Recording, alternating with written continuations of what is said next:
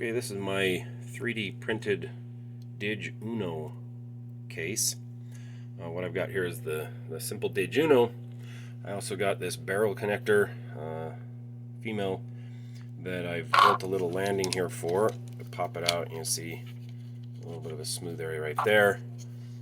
It sits down in there pretty snug, but to hold it in place in the top of the case is this little piece right there that holds it down, pushes pressure right there so that this doesn't move. But just in case, if you want to be sure, I've got a little spot right there and one back in there as well that you can use a little tiny zip tie to hold this down if you like.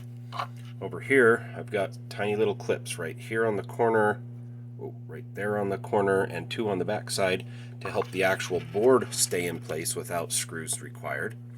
And then right here on the corner I have another little hole that you can use to wrap up these wires with a zip tie to prevent them from getting pulled on, because they come out that little gap right here on the end.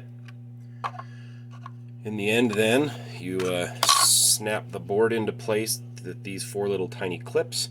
You place this in place. Of course, you're going to get it wired up correctly, and then this sits on top, and I'll get it.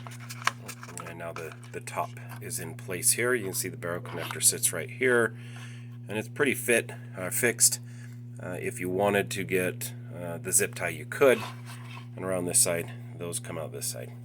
The top of the case, of course, has a couple of little air holes just to prevent it from getting too hot. This is just another test run. This one lays out pretty well, pretty clean, about a 6.5 hour print. And now let me connect it to the LEDs. And lastly, showing it works, you can see through the tiny little hole there. That's the light inside on the DigUno. I got the power and you can see it turned on yellow. Controlling this from my computer, WLED. You see blue, we'll switch it to red, and then to green. So my case clearly works. Super excited about it. It's compact, it's clean, simple 3D print.